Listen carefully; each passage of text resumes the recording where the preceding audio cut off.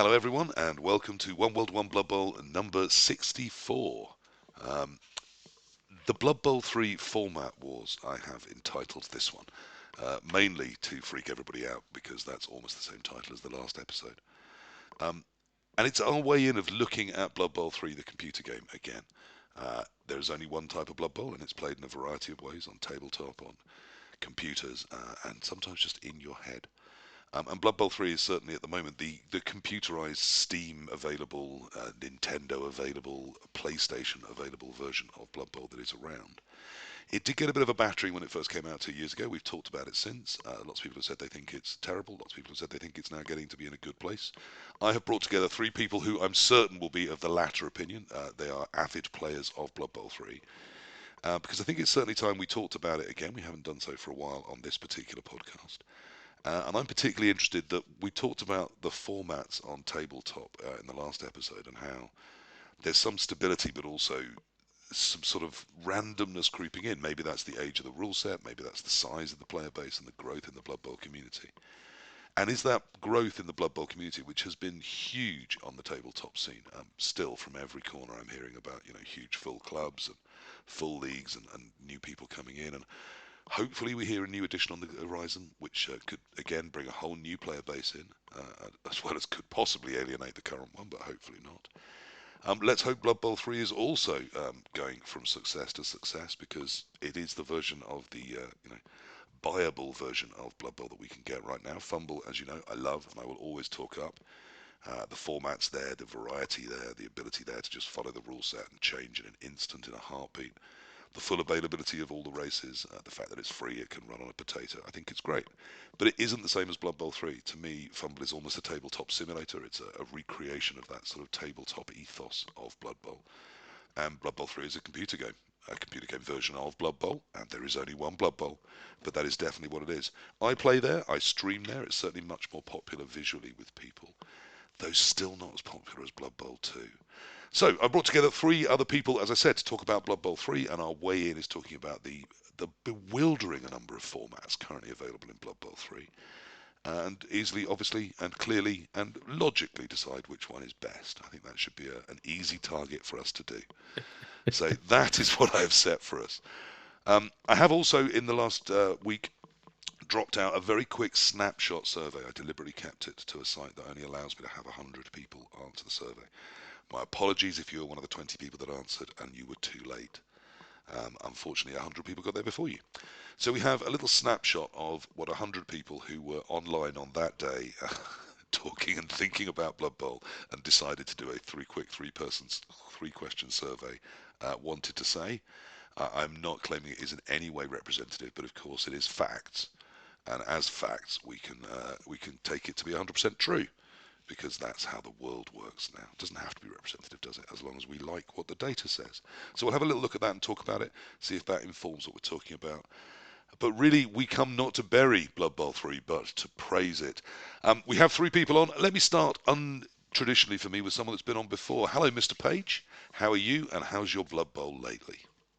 Hey, it's been going good. I've been doing good myself. I had to take a little bit of a Blood Bowl 3 break, but happy to get back. Took number one spot on the ladder again last Friday, so I'm really happy about that. And how long is left in the season? Because that's, I mean, like all Blood Bowl 3 things, it's a seasonal event, isn't it? Yeah, 43 days, 12 hours, 14 minutes. I have it on my other monitor there. So are you going to be trying to hold on to that ladder spot? Is that what's still floating your boat in terms of Blood Bowl?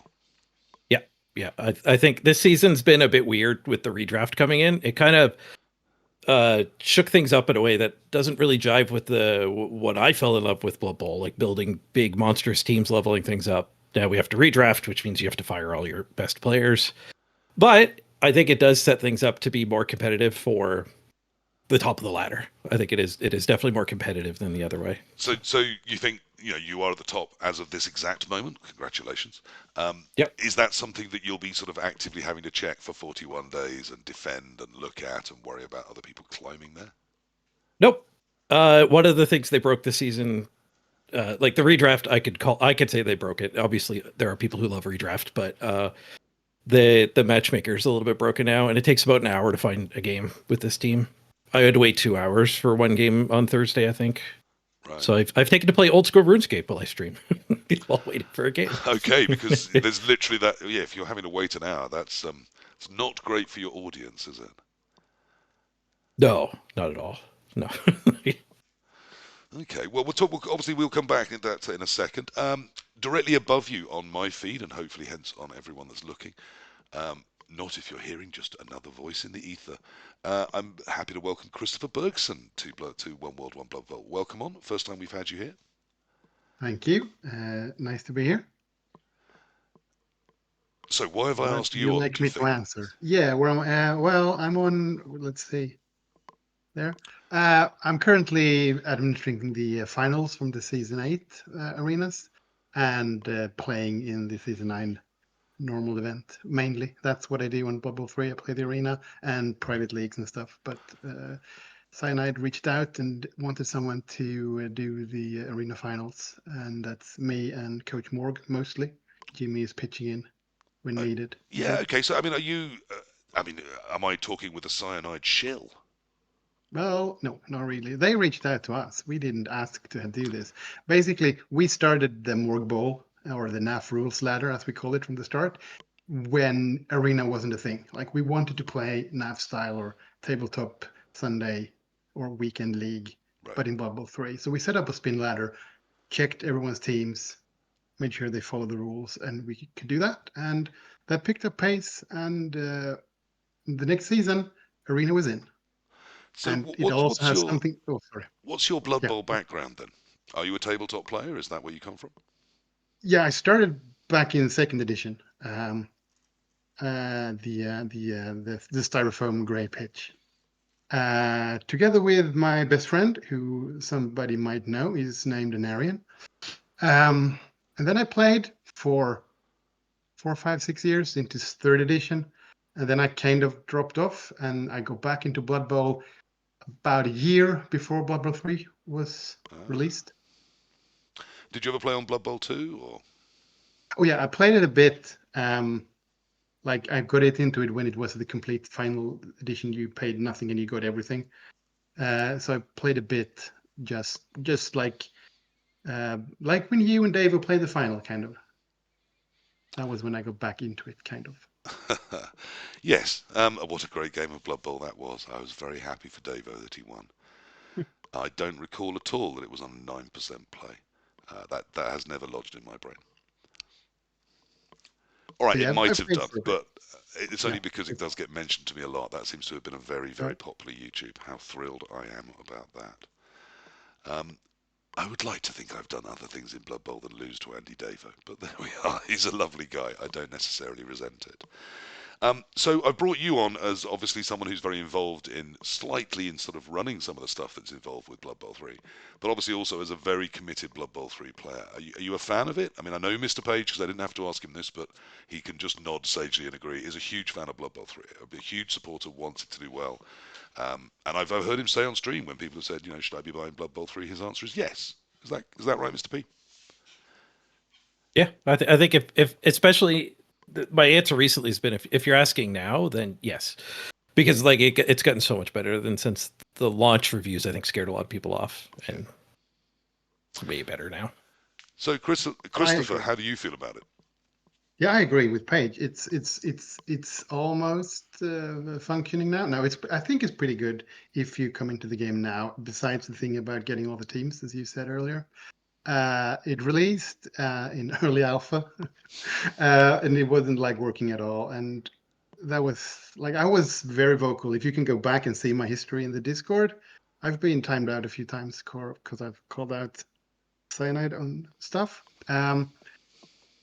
So yeah, I mean, today I think I'd recommend it if people want to play because now you can play the ladder, you can play the arena, you have so many different things you can play, and since the admin tools are getting pretty good, like some things are a bit fiddly, but they work. So private leagues is actually working. Well, I mean, Well, that seems an ideal redraft part. moment. It's almost like you're doing my job. To say hello and welcome Luminous Light to the show. Lovely to have you on. Hello. Yeah. So just for background about me, because I assume your audience doesn't really know me that well, but I stream on Twitch. I assume Where they don't know people much. Well, mostly they're listening to a Blood Bowl podcast, for God's sake. true.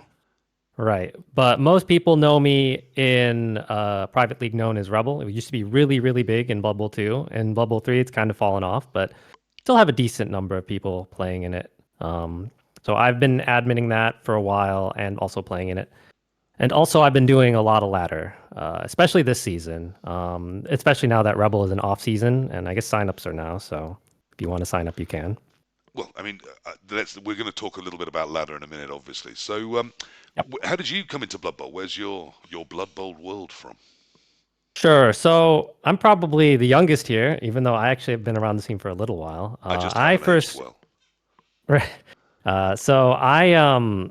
I joined in Blood Bowl Chaos Edition. So that was my first edition of Blood Bowl. So you could say Blood Bowl CRP, LRB, like the 6th edition, blah blah blah. And then I played basically all of Cyanide's versions, so Chaos Edition, Blood Bowl 2, etc. So that was about 11 years ago is when I started.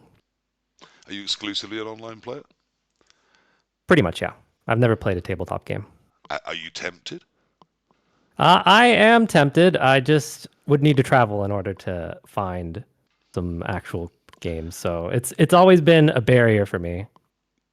Yes, it's and I'm sensing from the accent you're another one of those people that isn't from England, aren't you? That is correct.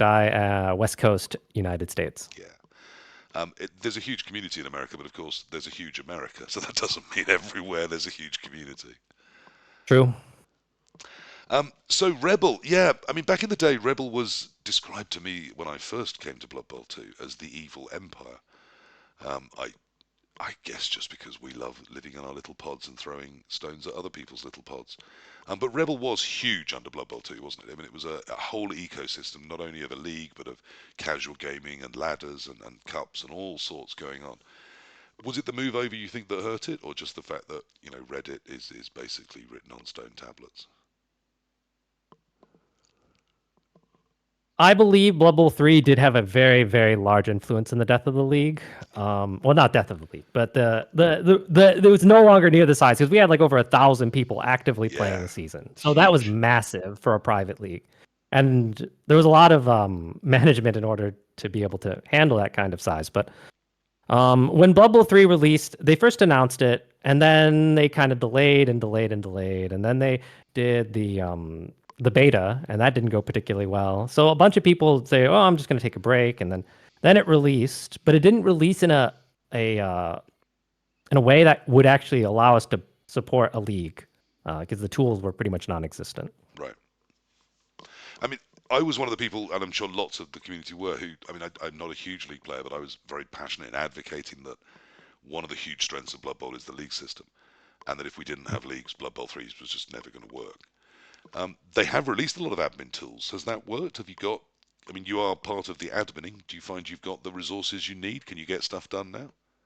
Yes. So we've been running Rebel for, I guess, 4 seasons now. I think we're just finishing up the 4th season. But yeah, the tools are now in a pretty good shape. Long, aren't they? Yeah, they're usually, I think in the past we had them at 13 weeks. We moved them to 10 for Blood Bowl 3. So, and then we'd have like a 5-week playoff. So yeah, they do tend to be on the long side. So that's pretty much a year that you think there's been some solid league play going on. The admin tools, are they at the position where if someone was on a Blood Bowl 2, they were in Rebel, they were enjoying themselves, and they thought, oh, I'm not handling all of this. I'll take a break. Should now be the time to come back? If you're looking to start a private league or like play in a private league, I'd say it is a pretty good time to come, for sure. Now, I recently did play in a private league, cards on the table, largely because there was an entry route to the Blood Bowl 3 World Cup thing that they have on offer. So I thought, why not? And also, it's been a while since I've done that, and I like doing new things. I certainly enjoyed playing in it, but it was done with a resurrection style format, which I'm very much more comfortable with. So what's going on in Rebel? How are you having your games there? Are they presumably their progression? That's always been a Rebel thing, hasn't it? Yes. So initially we did not have, we actually implemented redraft before they implemented in the admin tools. There's ways you can give treasury, take treasury, give SPP, take SPP, remove injuries, add injuries, all that kind of stuff is all in the tools. We didn't have access to a lot of these things in Blood Bowl 2, so that has been one of the nice things they added. Okay. So it gives you a lot more control, especially in terms of progression. Legendary Doyen of the Irish Scene Unforgiven is in chat. Welcome, always love to have you here. He says that the page refresh rate, they need to put some work into that. I do agree that the current interface there it definitely leaves much to be desired. Yes. Now, ladder is a huge part of some Blood Bowl players' ecosystem. Mr. Page, I've seen you go glassy-eyed during this discussion. Tempt Mr. Page, a huge lover of Blood Bowl, someone who could agree to play a game and stream it to his legion of fans. Tempt him to play ladder. Why should ladder? If I'm talking about the format wars, there are 6 formats. Let's talk about the first one. Let's talk about league. Tempt a ladder player to play league. What would they gain? What's different? What would be fun for them? Tempt a ladder player to play league? Yes. How would Luminous tempt you over to his world? Luminous, give me your pitch, or Page, give me your cost. What's your well, price? I'll start by saying the big thing, what's held me back from going to leagues is like scheduling games. So I do that for playoffs because it's just you have to for the various ladder playoffs. But I've never really enjoyed the whole I'm free on Wednesday. When are you free? And back and forth. That's the big thing. Like scheduling my gaming is what kept me away from leagues. What does he gain in return for that frankly pain in the arse of scheduling games, Luminous? Sure. So the big thing, and in fact, I'd say the only reason why I kept playing Blood Bowl, it threw out Blood Bowl 2. So this is before Blood Bowl 3 even. So I probably would have quit a long time ago if it wasn't for Rebel. Was community. So you end up playing a lot of people that you know, and then you get to interact with them, play in other formats, etc. And so overall, the way that the private league is organized and the way it's structured is the games are usually more consistent. So you're not going to go up against some random person on, let's say, who's just picked up the game and has no idea what they're doing. And so it's generally not a fun game for either of us because I'm going to be smashing somebody down and they're just going to get there. It's just not going to go well for them a lot of the times. So in Rebel, usually it's structured in like a pyramid tier. So I'm generally towards the top, generally. So I usually am playing with people who are fairly similar in skill level. Does that interest you, Mr. P? The idea of mano-a-mano competition with people with roughly similar sort of size teams and roughly a similar experience level? Yeah, I think that is a huge appeal because we didn't have any skill-based matching in Blood Bowl 2, and I was new, so I wasn't worried about crushing people for most of the Blood Bowl 2 time. But when we came to Blood Bowl 3 and actually got skill-based matchmaking, that made a huge difference. So having a league that is structured in divisions of skill is actually pretty appealing. Yeah, I mean, there's a level, of course, all of us, love the idea of just smashing noobs for an entire afternoon to build a lovely big team. But ultimately, when you look back, those don't tend to be the games you remember. Those tend to be the games that thrilled you or that thrilled an audience watching on Twitch. It's the ones where, there's some competition, where someone's fighting back, where you've got to think of something. You've got to pull something out of the hat. Those are the ones that certainly stick with me. And this used to be the choice. You could go down path A and you could play Blood Bowl and you could be in a league. Or you could go down path B and you could play Blood Bowl in a big open ladder environment. And that was always the case on Fumble, and that's always been the case on Blood Bowl 2. And then Blood Bowl 3 went, hang on. And all sorts of other options started appearing. Now, I should at this point mention single player. And I'm sure... You laugh, Christopher, how dare you? The rest of us kept straight faces. It's not easy to do, is it? It's fine. It's fine. Yeah, I mean, it's like anyone who's have any basic knowledge of the game, don't do that, right? Because it's pointless. Okay, But so if you you're backed new, that sure, laugh why up not? by dismissing single players of Blood Bowl. No, if you're new, fine, do it. Or if you're unable to play against people because you, I don't know, can't access the internet or don't have enough fast enough internet, or if you just don't want to interact with other people, sure, go ahead, it's fine. I played it in Blood Bowl 2 because the Eternal League in Blood Bowl 2, when I got it, that was kind of a fun campaign to play. That's been missing in Blood Bowl 3 until like now. Yes, I mean, I want to talk up Luminous, not Luminous, sorry, EV, Electronic Vision, who's put a lot of work into that single player scene. And also my friend Dragonloop, who I know has been taking part and offering a lot of feedback and trying to put some help in there too. I think EV's done a cracking job with it, from what I hear from people that have interacted with it. I haven't. It doesn't interest me in the slightest, I have to say. Um, all I want from a single player Blood Bowl is that it teaches people how to play the basics of Blood Bowl so that they can start playing it properly against another human. I think that's a much better way of playing Blood Bowl. Luminous, have you ever played the single player? Is it gonna, now that you hear the whatever they're calling it is available, the Eternal League? I never played Eternal League. I played kind of like the precursor single player when it initially released, and it didn't really appeal to me that much. But I gave it an honest shot. Mr. Page, I'm not sensing a love for you sitting there fiddling with the single player. No, No, but I don't play single player games. right? So I think if you looked at the stats for like the amount of Steam players who just play single player, it's probably higher than what we would think here, and the Yeah. audience would think. Because I think when you're at a point of engagement with a game where you're watching podcasts, you've gone into it deep enough. You're probably willing to start playing multiplayer. But a lot of people have anxiety about jumping into multiplayer. I'm Yes, not they good enough really yet. I don't belong. Yeah. So single player getting fleshed out for the people who aren't ready for multiplayer yet, don't feel like they're ready, even though they probably are, or that just want to play there because it's more casual. That it is good that exists for them. Yeah, I mean, you get the same on tabletop. People that have been playing in a league for a few seasons, but just think they shouldn't go to a tournament because suddenly people are going to pull knives on them or whatever. Um, I just say if the experience appeals to you, do it. And the same with playing online. It's particularly now that they've stopped people chatting. I think it's very difficult for people to be toxic towards you, except in their play. And anyone can still lose a game of Blood Bowl. Um, Single player, it's odd that none of us are interested, isn't it? Or is it not odd? I do think it's probably. It certainly was always the case the last time I saw stats. There's more people that play Blood Bowl 3 as single player than play other humans, isn't there? Don't we all accept that that's true? Is it important that Blood Bowl 3 gets this offering right, do you think? It certainly shows up in reviews that a lot of people would look for a single player experience. Yeah. Well, let's hope they're getting a good one. I absolutely wouldn't know. And it sounds like most of us wouldn't either. But good luck to those that do. I accept you're out there and that you're bigger than us. Like painters of Blood Bowl figures are much bigger than Blood Bowl players. But they tend not to listen to podcasts about Blood Bowl because they're really just painters.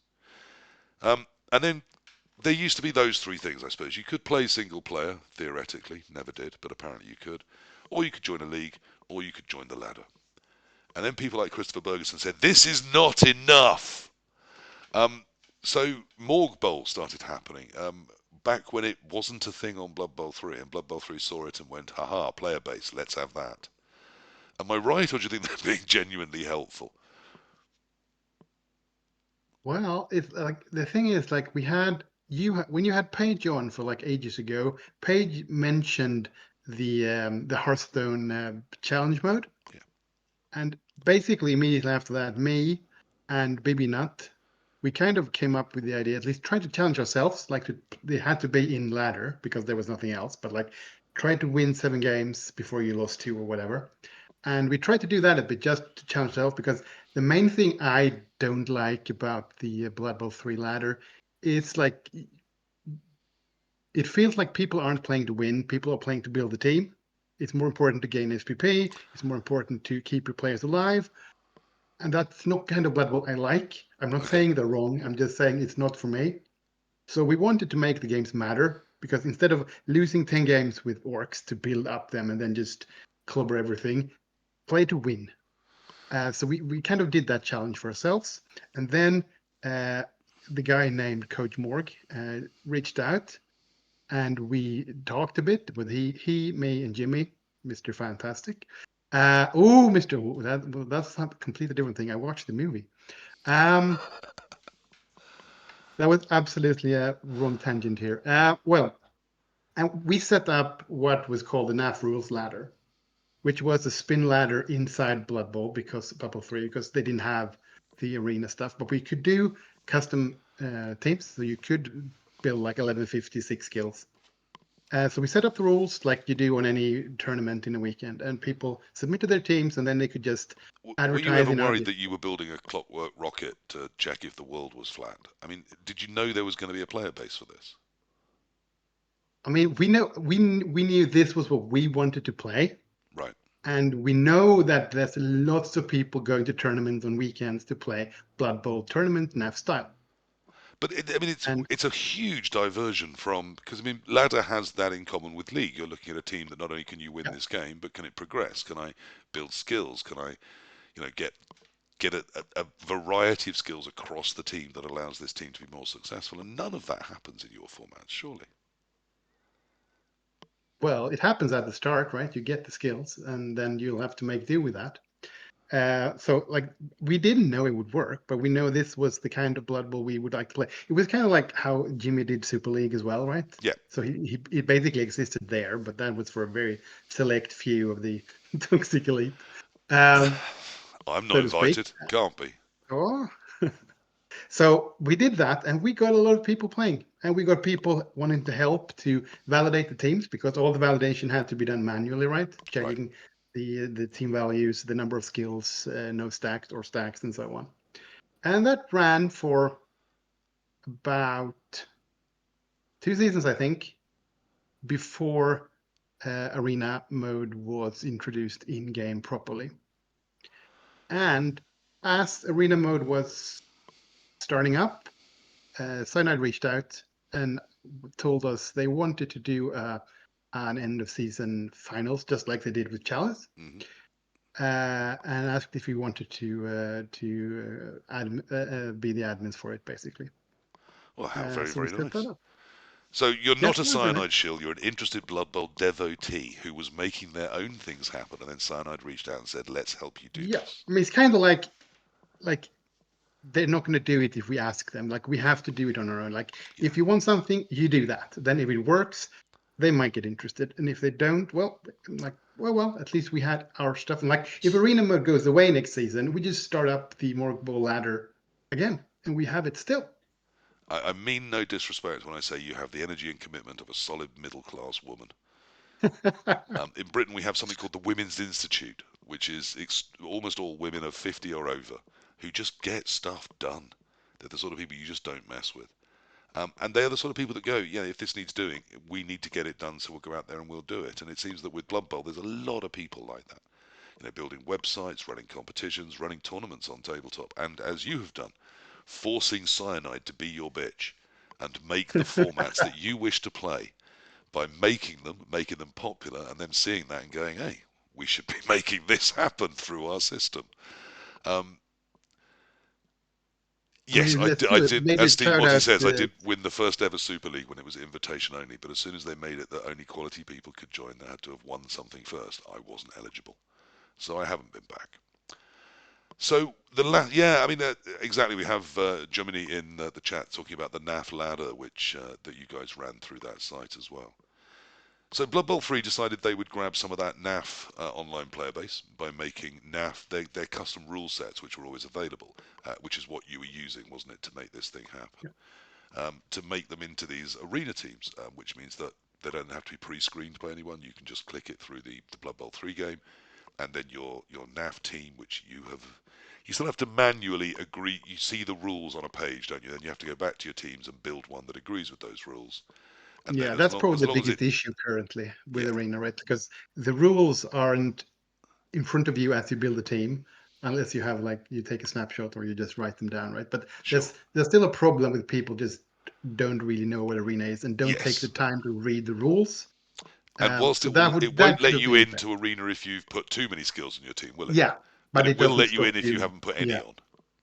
So exactly. it doesn't make sure that you've actually built a team that, if Dark Elves are allowed 6 skills, it doesn't check you've put 6 skills on. But it will check Yeah, you haven't put 7 on. So it's yeah. sort of hella useful, but you do still have to sort of kind of know what you're doing.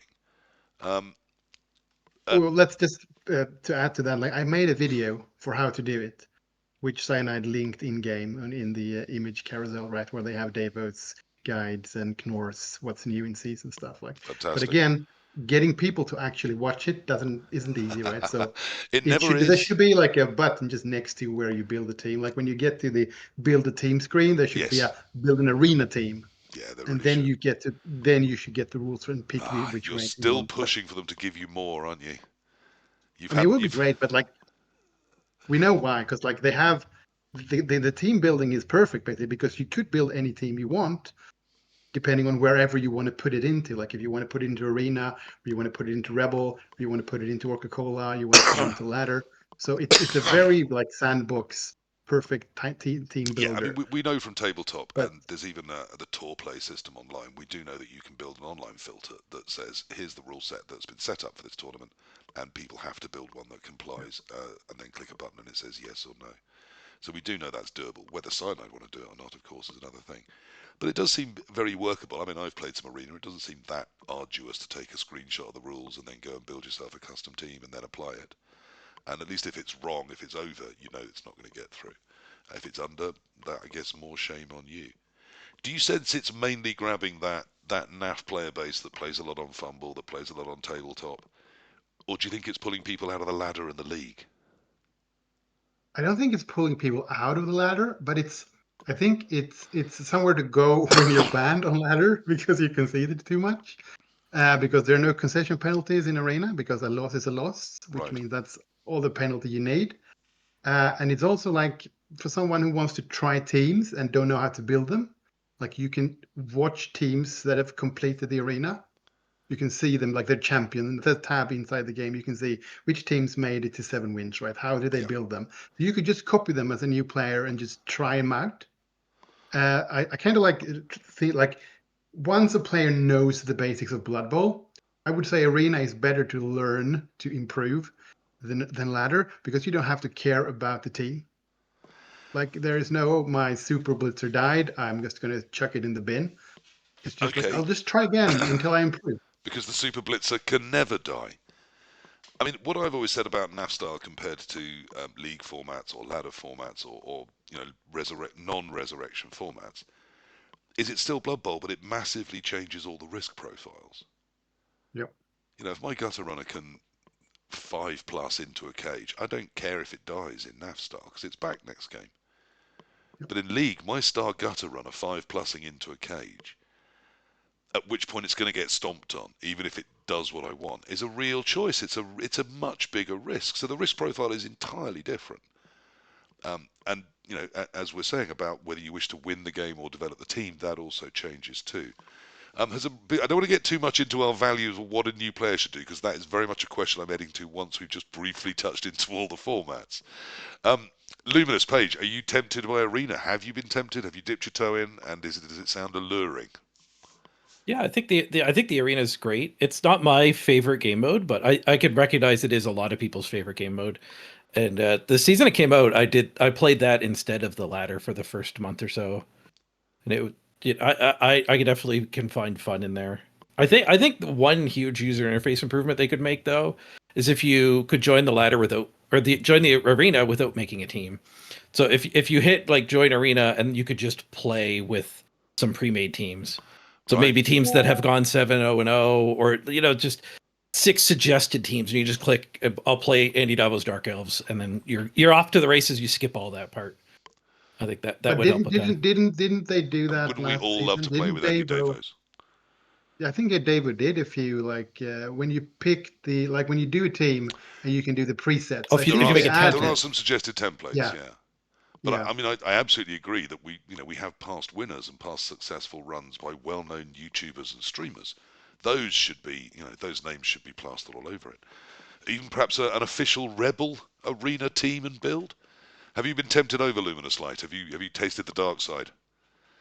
Played when in the first season. I played a few games. I've never actually been a champion, though. I should actually try. But I've been tempted. I've been tempted this season, especially because of what Paige has said regarding ladder matchmaking. That's also been problematic for me as well. So. Yeah, okay. So I think we've touched on Arena enough. Let's finally talk about the ladder. Ladder has always been a really traditional way to play Blood Bowl. Fumble's always had a big open laddery type system. Blood Bowl 2 did. It's what people expect when they're building a team in a system where it doesn't have to necessarily, die. We have forever. You can play multiple games. Some people can play 10 games a day. How is the state of ladder right now? I've always played a bit of ladder because, I start a team at 1,000. It's always a fun challenge. Difficult games, no matter what the race is at 1,000, but it's always fun to do. I found game 2 after a win where I didn't gain any skills, but I had, a nice spread of SPP across the team. Game 2, I rolled into a team at 1150 TV, 150 TV bigger than me, so I got a wizard, which helped a tiny bit. That had, I think it was 8 skills already. I thought, they've changed this matchmaking algorithm a bit. This doesn't seem like what I want to be playing. Mr. Page, you live in that ladder. How is it all right now? Is it healthy? Is it good? Would you recommend it to a new player? I actually think it's what will hopefully be the worst ladder season of Blood Bowl 3. I think they brought redraft in, was the flagship feature of this season's patch, and they just threw it on the ladder without really. I don't understand why, because we already had sprints for people who like progression, but not Infinity Bowl, as people like to call it. So I don't know who the redraft was in a minute. for. So yeah. But ladder's always been about build them as big as you want, as long as you want, and that's always been a big. You're a big TV fan at heart, aren't you? You love your 2000 smashy team. Yeah, I part of what made me fall in love with Blood Bowl was I just watched my brother stream it. That was my intro to it in Blood Bowl 2.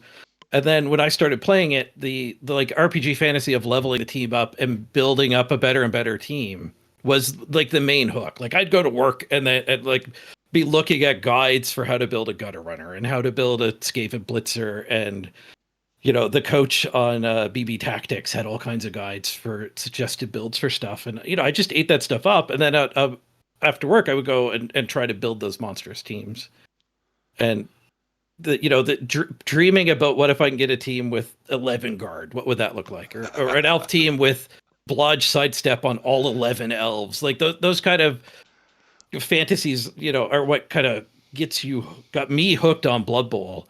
And then in the redraft season just absolutely destroys that motivation.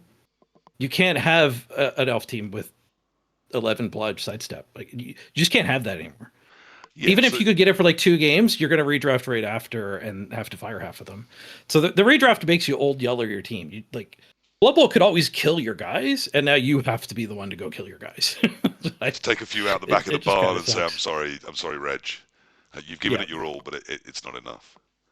Yeah, my Castlebar, my big guy, sorry, dude, I know you donated a ton of money to keep the subathon going, but the redraft is happening. We just have to fire somebody. Yeah, you may have made me money, but you're not value for the team. Sorry. Yeah, so it's probably more competitive, and part of me, my Magic the Gathering background, you learn pretty quick as a tournament Magic player, you have to play 60 card decks. And I said that, and 3 people in chat are going to say, "Oh, you could run 61," but no, you have to be strict and budgeting and stuff. So I can appreciate budgeting as part of a game, which is what redrafting is, and it is kind of a fun puzzle, but it still just stomps on that power fantasy of how big can this team get before everyone dies. It seems we do have the delightful Irish in force today. Kaylorn is also in the chat. He's pointed out, I think, a very valid thing, which is without redrafting. Mm-hmm. Which currently the competitive scene on Fumble doesn't have redrafting compulsory or hasn't had. Without it, vampires, if they ever come to Blood Bowl 3, will just win everything. Because once they get beyond about 1,1500, they become incredibly hard to stop. And redrafting does mean that power creep in all the teams is going to be pulled back, isn't it? To what I think is the most competitive sort of areas of Blood Bowl, which is sort of 14 to 1,500 really. But there are some races that are just absolutely smashed by it, aren't they? Including a couple of your favourites. So how's that been looking on the ladder? What race differences are we seeing with this redraft coming in?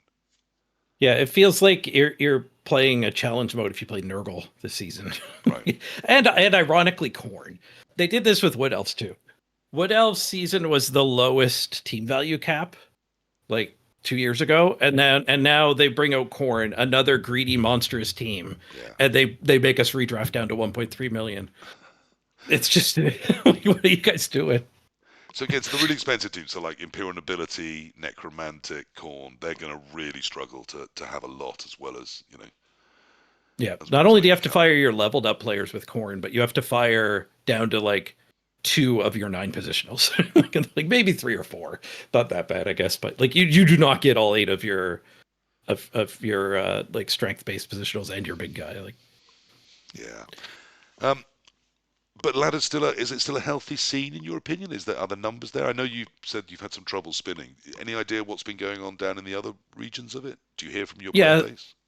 yeah. So ladder has had like the matchmaker has had a pretty big problem with the outlier team since the game came out. So how to quickly explain it? I guess like if we pretend there's only one matchmaking parameter, there's 3, but let's just say it's matchmaking only by SR. It tries to find you an opponent of your SR, and like every 30 seconds you've waited, it'll add 50 more of the skill rating for it to grow. And it'll eventually match you against somebody who's like 300 SR away from you if you waited Right. 40 minutes. But both people have to have that number grow. So the problem is if you're sitting up in at 2000, you just broke into the top 100. You need to wait 15 minutes to be able to play against, say, like a beginner diamond player, like an 1800. You have to wait X minutes. I don't know if anyone's actually reverse engineered it, but Sure. that player also has to wait that long. Right. So if they've just logged on, you might be waiting 30 minutes because they've got to get the 15 minutes too. No, it's worse than that because they're going to find somebody else to play with. Right. Because they're in the pack. So anyone who's an outlier gets left behind. And what the system used to do is it would make you wait like 45 minutes as number 4 team on the ladder, and eventually it wouldn't pair you with anyone in the big pack.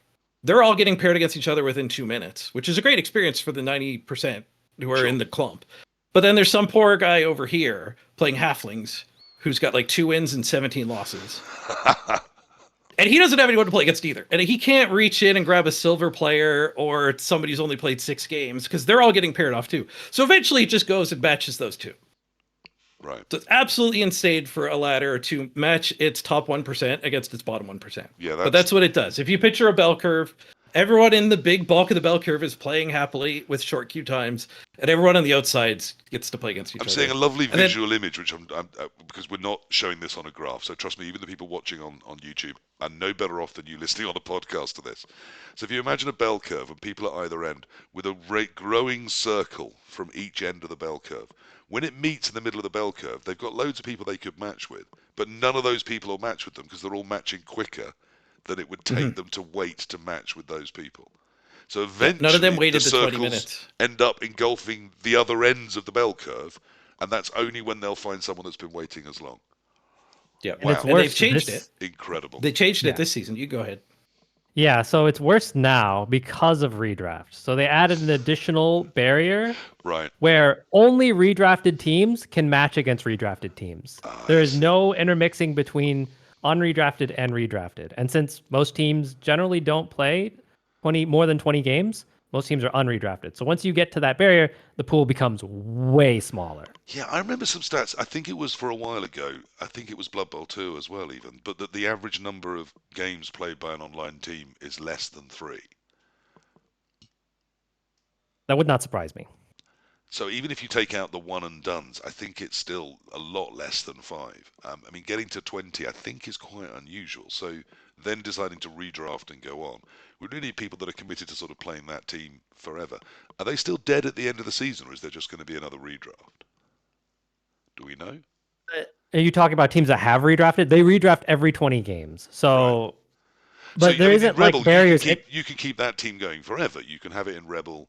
You can choose when the redrafts are. Presumably that's a changeable setting in League, is it?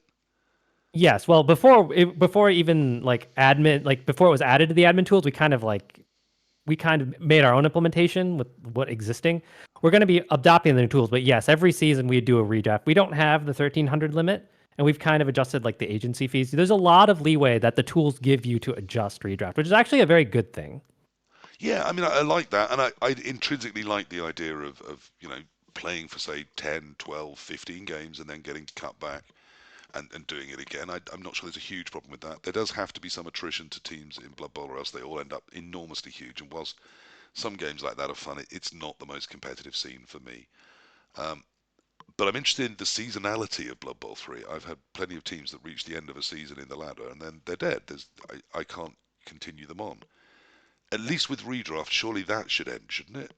Won't my team for this season be fine for next season because it'll just be redrafted and playing other redrafted teams, or do you think they'll all be dead and we'll have to re-enter? Well, I think that would have been a better use of redraft Right. in the ladder system. But right now, when a new season starts, you have to join it with a new team. Yeah.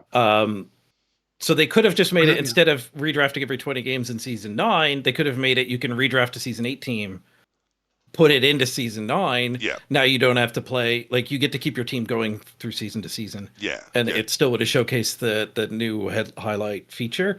I don't particularly like that. I actually like new season day. I think it's really fun. Sure. Like you mentioned, getting like your game 2 is against somebody with 8 skills. Yeah. So if you subathon and play 12 hours in a row as soon as the season goes up, You're the one with the 8 then skills. nobody is bigger than you. Yeah, I'm just not a grinder. That's my Yeah. problem there. I'm a dip my toe in, do a couple of games, and then do something else with my life for a bit. Perhaps Like, I should this is grind where- more. This is where If I could- the league wins over the ladder player. Like you tell them redraft works, matchmaking works, come play Rebel or come play Coca-Cola or come play Yeah. UKBB or like whichever one. That's where you like. Don't play the Dragon That's Ball the- horn. That's where I get to win. So go somewhere else. Yeah, if I could break things back to the matchmaker problem there, they actually fixed the issue with the 1% playing against the top one other against the 1%, bottom 1%. Right.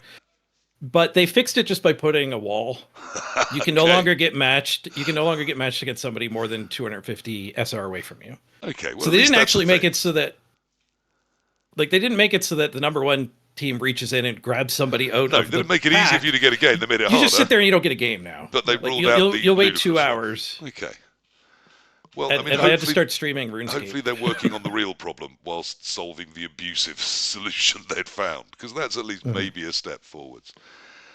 It sounds like League it has that popular thing of, you can still redraft your teams at a sensible time. You've got that progression element.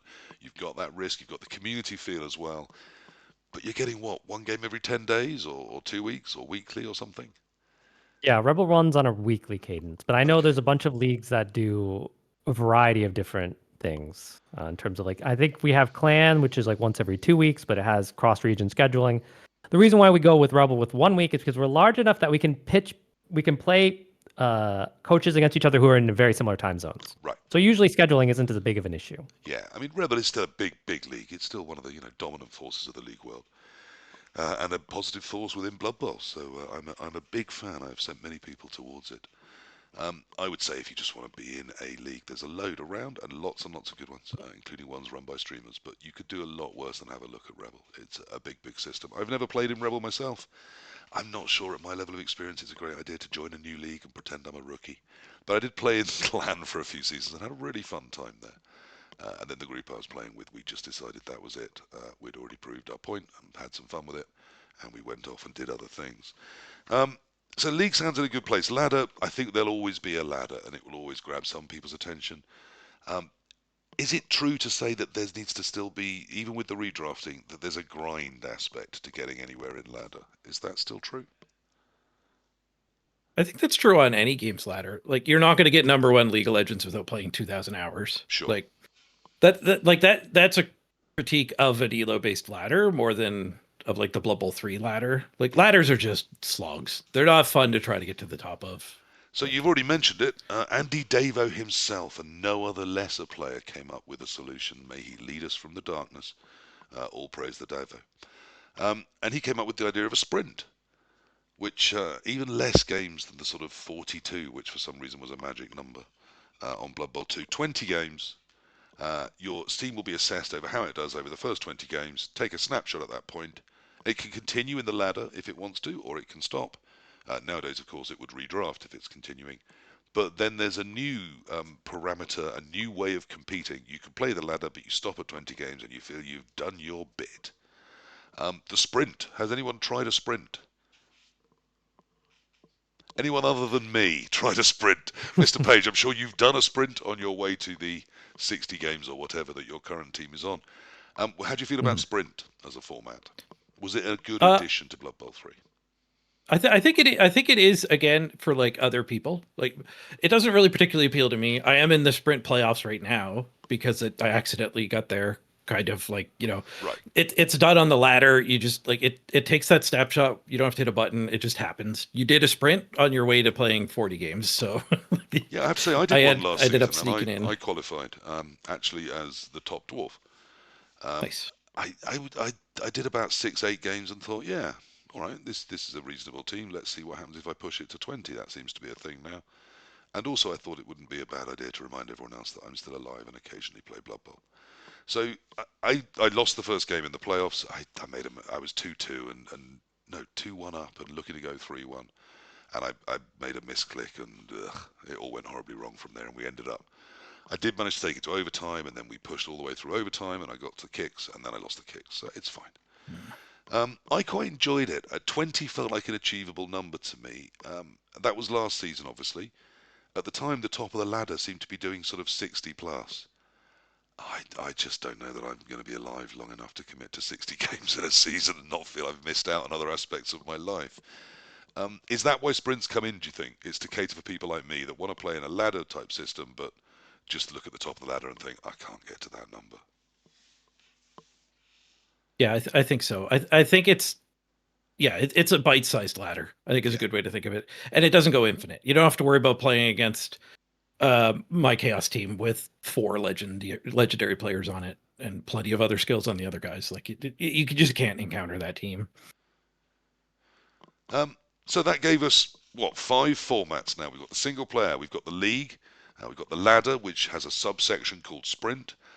Christopher forced Cyanide to make Arena happen, so you can now play. We should explain for those that don't know, I mean, he briefly touched on it. Arena is a 7-game, no, it's a commitment to try and get to 7 wins with a team before you either get 3 losses or, no, 2 losses or 3 draws. If you get either to 2 losses or to 3 draws and they don't add up, they're independent, then that team is dead and can no longer be in the arena. But if you get to 7 wins before you either get 2 losses or 3 draws, then you have won the arena with that race, and you get a little badge telling you so somewhere within Blood Bowl 3. And you can submit the team to the arena finals. Okay, which is going to be a seasonal thing as well, is it? Yep, it's happening right now. We're at the quarterfinals from the previous season. He said like he didn't qualify for it last season with a lovely team and then not be able to take part because of his holiday in Thailand. But I got to meet elephants. If you ever get a chance to meet elephants, meet elephants. Elephants are awesome. I mean, not when they're being abused, don't do that. But go to an elephant sanctuary and meet some nice elephants. Elephants are a good thing in the world. So that gave us 5 lovely formats, but there's another one. Oh, and single player as well. There is another one. There is the seasonal special events that Cyanide, completely unasked for, has decided we all deserve to have. So every season, Cyanide has had its own special sort of version of things. You've been involved in this, Mr. Page, I believe, in designing teams one season that were very, very successful. So one Yep. of the formats they did, they had Mr. Page and Jimmy Fantastic and 2 other Nor people. That's right, Knorr and someone else designed 4 Davo. teams each. Andy Davo, that's right, of course. I'll praise him. Designed 4 teams each, and you're able to just sort of pick one of these pre-designed teams and smash them against each other. And usually, if you've taken part enough in the seasonal event, you get some cosmetic or other at the end of the event. When halflings and snotlings and goblins were introduced, they had a seasonal event that was those 2 playing off against each other with sort of lots of stars and terribly badly chosen skills. And for the winning race of those, got a set of free cosmetics for everyone that had played enough as those races. What do we think of the seasonal specials? Because we must touch on those too. Anyone here a big fan of them? Play lots of seasonal special stuff. Well, I not played loads. enough to get the achievement. Yeah, exactly. Like it's a good thing to test the team, right? You can, because if the new team, even if you don't own it, you can play it. Right. But you can't play the other teams if you don't own them, I think. But you can Okay. always play the new team, which means that's great. And it's like another quick just spin to find a game mode if you don't really like have your own team. So I don't see why they shouldn't have it. It's basically just the question of like how much do they have to invest in making it, and how many teams does poor EV have to do? Because I think he did all the ones in this season, right? So it's like I think it's fine. It's good. It's there. It's just another way, and I think it's quite popular at the start of the season because everyone wants to try the new team. So I Yeah. think it's good. Certainly, I do think there's been, every time I've spun into it, I've always seemed to find a match reasonably quickly, particularly as you said at the start of the season. It seems to be very popular then. Luminous, have you dipped your toe?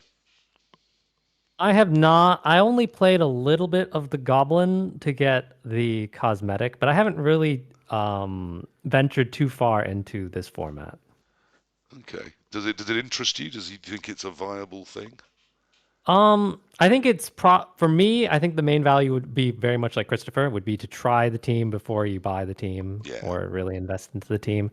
Um, because it's all preset teams, so you don't really have any control in terms of like how you would build the team. You just sort of just play what they give you, which Do you know, can be fun. oh, this is what a sweet summer child I am. It hadn't occurred to me that the entire thing was backdoor marketing for the new teams. Um, but it clearly is, isn't it? It's a great way to say, look, here's what we've got. You can have a little play with it. Oh, and by the way, it's available here for whatever the price is. Let me just have I did talk about doing some research. Let me tell you about the numbers for those. So I made it three very simple questions to just give us three very simple things to talk about. So question one was, of the 6 formats that we've talked about, that being the ladder, sprint, arena, seasonal special events, league, and single player, which of the first 100 responders who happen to not be doing anything and be thinking about Blood Bowl or on a Blood Bowl Discord server at the time I released the survey, which is your favourite? What do you each think won? Mr. P. The most popular format, Family Feud style. I'm gonna go with.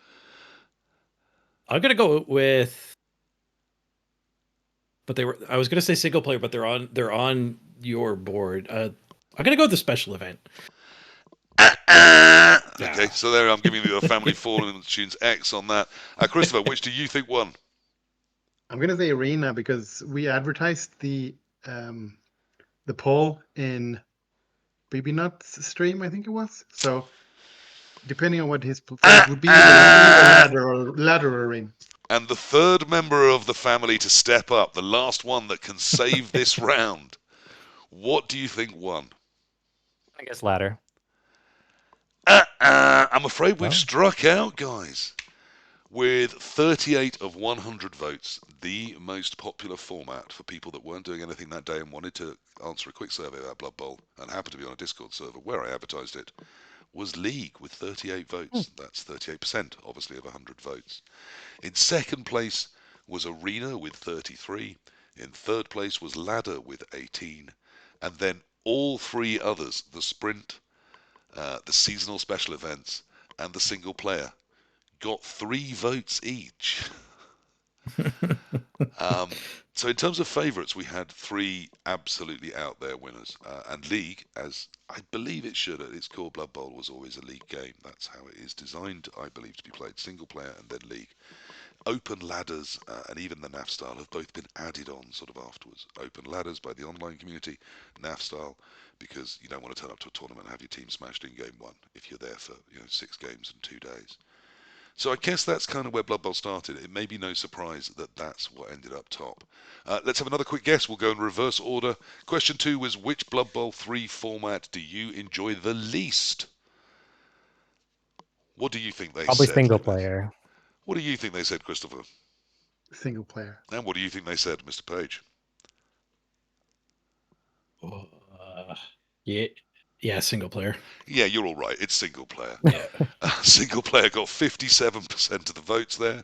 So 57 of 100 people that expressed a preference said single player was their least favourite. I just don't think we and they are representative of who plays Blood Bowl 3. I think if you're on a Discord server, if you're thinking, talking and voting about Blood Bowl, again, as with podcasts, you've taken that commitment. You're going to be playing in the 2-player version of Blood Bowl more often than not, I think. But interestingly, because I did pop it in the Blood Bowl 3 server, there's clearly some people there that are loving the single-player game or that's their primary focus. So good luck to them. Come play with the rest of us. Your Blood Bowl will improve, although it may also make you rage. The second least popular, with 20 votes, was Ladder. Third with 12 was the seasonal special events. Arena got 7 votes. Sprint got 3 votes, and League only got 1 vote. So I think we can definitely say that in this popularity poll, League came out streets ahead. Um, as I said, I think that's kind of reasonable. That is Blood Bowl's roots. Is that worrying about ladder, Mr. P? Like I said, it's always been the other big traditional, particularly online. You've had League, you've had ladder. Are all these other formats maybe hurting ladder, or do you think ladder's just in a bit of a state right now? I don't think so. I think it's healthy to think of Blood Bowl as a place that can hold multiple formats, and it's okay to enjoy a less popular one. I would like it. I would like in ladder, like Infinity Ladder, to be like playing StarCraft 15-minute no rush on Lost Temple. Like that's how me and my friends played. That's certainly not how tournaments were run. Yeah. But we just liked smashing battle cruisers and carriers into each other.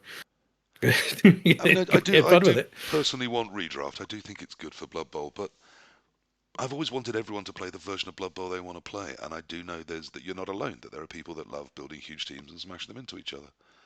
I just wonder if there isn't a niche left for them, and if not, that's sad. And I feel sorry for you all if that's the case. Luminous, how do you feel about League's triumph here?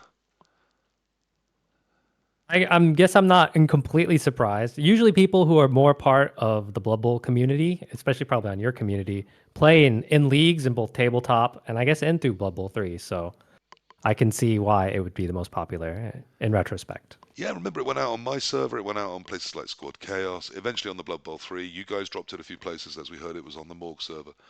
I think these are the people that play a lot of Blood Bowl. And yeah, I think they play other formats, but I think there's a lot who, even if they play the ladder, even if they play Arena, their heart, their core Blood Bowl to them is still, the couple of leagues that they really, really love.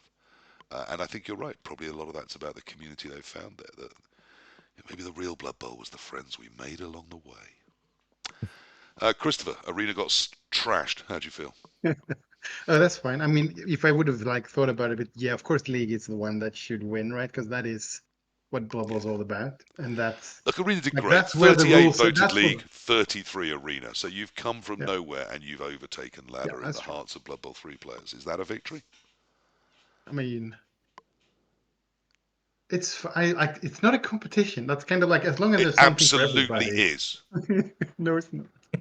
But it's like League is where the rule set actually works, right? Yeah. The Eternal Ladder breaks the Blood Bowl 2020 rules completely with the pick your skills. Everyone has an elf as a bell carrier. Even if you're dwarf, right, you have movement up twice. You have a goat with 2 heads and movement up and so on. So it's like League is where the rule set works. Eternal Ladder still works, but it's a completely different game. Yeah, I mean, in Blood Bowl 2, that wasn't quite the same, was it? And back in those older rule sets, Yeah. because there was so much randomness to how you built. Yeah. It does feel like in Blood Bowl 3, without redraft, we are going to end up with sort of monstrously similar as well as monster teams. And so I think kind of that huge TV Blood Bowl's been under attack for the entire length of the rule set. It wasn't just redraft that did it. But yeah, I think that's a reasonable point. And then even in the dislike, again, Arena got a lot less votes than Ladder. So it does seem there's maybe some structural issues with Ladder right at this moment. It's such a pillar of how Blood Bowl's always Yeah, been. it's kind of like the worst time to ask the question for Yeah, Ladder it players, does right? feel that way. And just like the people love their league, people do love their open eternal ladders. Always have done. I just can't believe it's going to die. But these other formats are doing very well. There's some interesting news when we came to rank the Blood Bowl 3 formats available. So I asked them to rank all 6 of those. It was the only complex question. And you could drag them up or down or just give them points from 1 to 6. So there we saw it was really, really tight. League, and they put a value on then how people have. I don't know what those values are. I could look into it. I don't care. I'm way too lazy. But I can still tell you the numbers, and numbers are always fun, even if we don't know what they mean. So overall rank number 1 was League again, with 483 votes. Number 2 was Arena, with 481 votes. Right up until the 90s, they had been neck and neck every time I checked it, and usually on exactly the same number. But League crept ahead by 2. But 483 to 481, I'm not sure that's what we'd call a trouncing. These are some really similar numbers. Then there's a little drop down. Ladder came in with 346, but in a really strong third position. Sprint just behind it on 338 in fourth position. So clearly, I would say that ladder and sprint, there's still a lot of love out there for them. They're perhaps not just getting quite the attention or the love or the focus the other two are getting right now, but they're certainly well thought of. Seasonal special events dropped a notable chunk under that again to 272. So we've dropped 140 from the top two to ladder and sprint, and then we've dropped another 60 down to seasonal special events in fifth. And single player came in, of course, in sixth place with 180 votes, 180 points in that system. So it does seem that in Blood Bowl 3, there's some love for all of the formats outside of single player, but I think single player is a lot healthier than those people would let us know.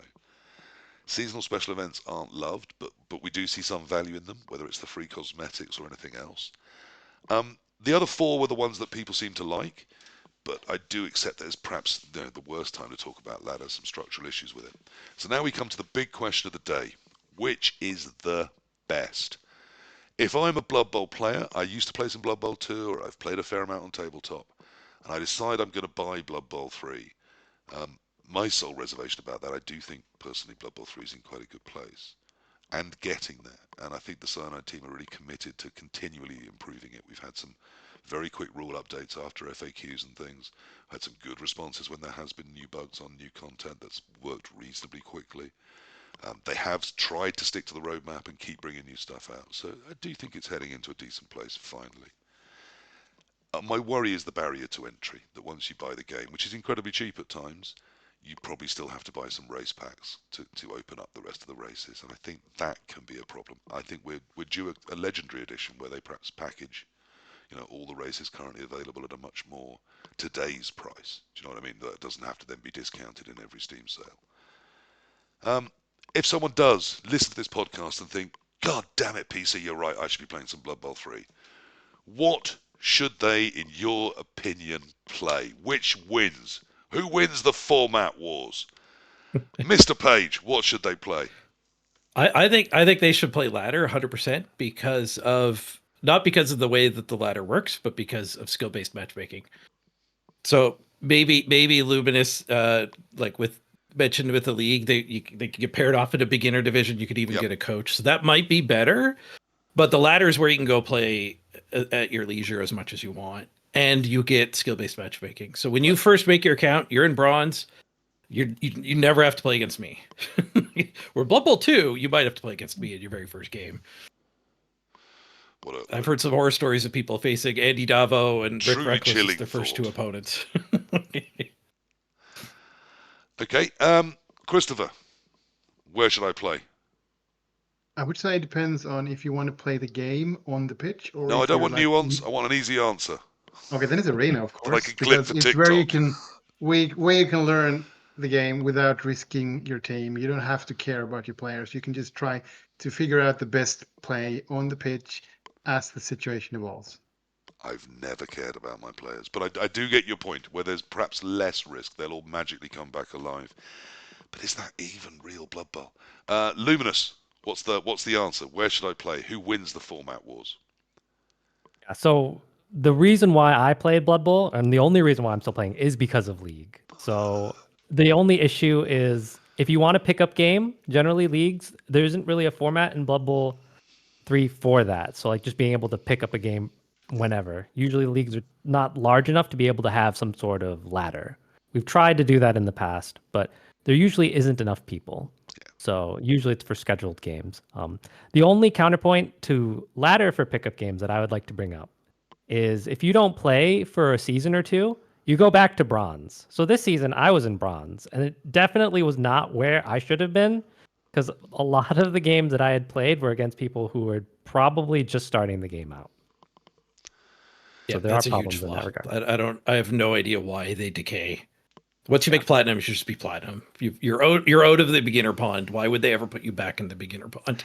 Yeah, it does feel like platinum isn't exactly a lofty height either. I've played some people at platinum that, they got themselves to platinum. Well done. That they weren't great at Blood Bowl, and I sort of feel that you can get up to platinum with a reasonable skill level. Is that fair? And a bit of persistence over a few seasons. So I don't think we're sort of limiting people into saying you're now platinum, you're going to run into Davo and Page every time you start a team. Although the amount they play, you're likely to eventually. but not every single time. But yeah, certainly if you're starting new, you'll start in bronze and then get to silver pretty much instantly. If you've played Blood Bowl before, ever. And gold and then even platinum should be very, very achievable, to be honest, for anyone with any sort of background in Blood Bowl. All right, so Blood Bowl 3, it's in a decent place. There's perhaps some problems with the barriers to entry, and there's 6 formats out there. Is it too many? Is the player base too small to support all of this? I don't think it's too small, but I think with the arena, and if we make ladder like progression even in chalice, I think you don't need sprint anymore. Especially now that sprint kind of hampers the matchmaking, right? One of the reasons you don't want a redrafted team to play an unredrafted team, it's because it might be someone trying a sprint, right, and just want to stop at 20. Mm-hmm. So I think sprint can just go and make arena finals like NAF style, and you have the ladder with progression even in the playoffs, right? I was Like slightly like weirded back out that in the with old. my dwarf sprint team, I was then able to make a dark elf non-progression NAF team, but with one player with 4 skills and another one with 3, and the others were capped at 2 skills, and then play in a resurrection format to decide the champion. It didn't feel like the finals had much at all to do with the way I got there, except the concept of Blood Bowl. So Is that I think that they should do that. Like just keep ladder as it was back in Blood Bowl 2, that you keep progression through the playoffs, and you have arena for us who wants to play NAF style, and everyone is happy, and we're really not stealing from each other because lots of people play both, right? but our Lord and Saviour Andy Davo will sprint to B. Plus, Oh, he's pretty happy with arena. I can't Well, commit to 60 games. except how he tiered Black Orcs, right? Well, I don't think anyone thought that. Are you responsible for the tiering of Black Orcs, or is that Cyanide? No, it's Davo. It's Davo. Yep, that's Good, why it's so good. hilarious. I do We know think how most how things to that go do it. wrong in Blood Bowl, as well as lots of things that go right, are down to Davo. So I'm quite happy to spread that around. But the win percentage on per team is pretty good in arena this season. It's just like there's too much Black Orcs. Yeah. Giving Black Orcs being the only like legit team that gets star players is so weird. Yeah. It just they're like if you want to play star players in the arena, you play Black Orcs. You play halflings too, I guess, but you're gonna win more with Black Orcs. Now we did It's really weird. We did come up with as a group. We came up with a couple of questions for Cyanide, who've been very supportive to me every time I wanted to talk about Blood Bowl 3. They've never sort of been a pain about it. They've always been supportive, and they did say they'd try and get back to us. Sadly, I then heard from the community manager someone had sent me a message, but it doesn't seem to have reached me. So I don't know how they did that. I'm very available via Discord, and they've probably got my email. I don't even think there's a method within the Blood Bowl 3 way to send me messages, but perhaps there is, and I just haven't ever found it. So we did ask a couple of questions. One of them was, is redraft staying in the league, in the ladder? And the other one I was asking was, are there any plans to introduce new formats?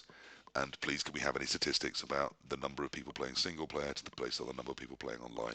I didn't necessarily want stats for every format. I thought that might be a bit too sensitive, but just something to sort of represent single players for us. So sadly, I think they did try and do that. I'm going to give them that credit, but it doesn't seem to have reached me. So unfortunately, when I do get some communication with them, hopefully it'll inform a future show. Let's ask you instead then, what do you consider to be the future of the formats, and particularly, focusing on your format? What do you want and where do you see it going? Is it going to get better? Is it going to, are sprints going to die off, do you think? Is that how we save the ladder? What's going to happen with Arena? What's going to happen with leagues? How do you see things moving forward, and what would you be saying to Cyanide you want in terms of your favourite formats as of right now? Mr. Page, how do we save ladder? How do we move forward? What should Cyanide be doing? There's a few things I'd like to see improve for sure. I mean, redraft I just think doesn't belong in its current form. I don't think they've even told us what the playoffs are going to be. Because how do you weave the playoffs into the redraft? Like, if we stay redrafting every 20 games, you need to like draft where you finish, so you won't have to redraft like 2 games later in the middle of playoffs. Like, they haven't resolved that yet, and I don't know what the good answer is. So I think redraft should just probably leave the ladder, or you could also make redraft voluntary.